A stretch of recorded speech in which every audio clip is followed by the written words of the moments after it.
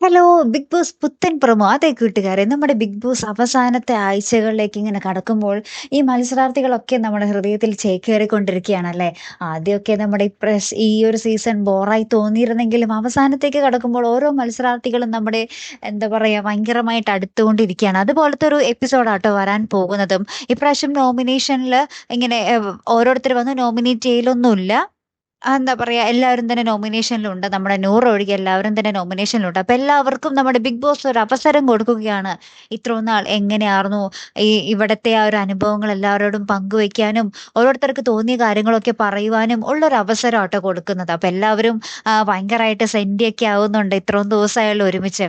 അപ്പൊ ആ ഒരു ബോണ്ട് എല്ലാവർക്കും ഇടയിൽ ഇങ്ങനെ വന്നു കഴിഞ്ഞു. അപ്പൊ നമ്മുടെ അനീഷ് നമ്മുടെ ഷാനവാസിന്റെ അടുത്തും അനുവിന്റെ അടുത്തും പറയുന്നുണ്ട്, നിങ്ങൾ രണ്ടുപേരും എനിക്ക് വളരെ പ്രിയപ്പെട്ടവരാണ്. നിങ്ങൾ രണ്ടുപേരും ഇവിടുന്ന് പോയാലും എന്നെ മറക്കരുത്. എന്റെ വീട്ടിലേക്ക് വരണം. നമ്മൾക്ക് ഒരുമിച്ച് കാണണം എന്നൊക്കെ ഇങ്ങനെ നമ്മുടെ അനീഷ് പറയുന്നുണ്ട്.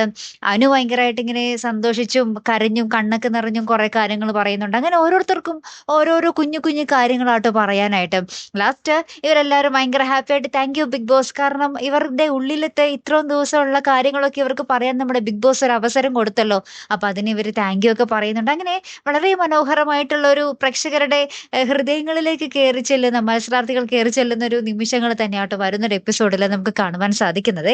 കാത്തിരുന്ന് തന്നെ കാണാട്ടോ. അടുത്തൊരു വീഡിയോയുമായി വരുന്നത് വരയ്ക്കും ഗുഡ് ബൈ.